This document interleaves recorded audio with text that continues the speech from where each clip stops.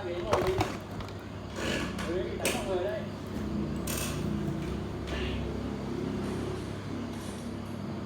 Đi đâu đấy? Đi rượu ở nhân kia. Em nói cho em biết nha. Uống ít thôi. Liệu được với các ngươi không? Anh nói nhận lên đấy. Việc yêu rượu của anh, anh yêu em ấy. Đời này không bỏ được, không chết sao không bỏ được. Nhớ chưa? Cứ thế. Đánh đấy, cứ đấy, quay đầu, đến. Thế đủ đâu? Lúc đó, cứ gọi nhau.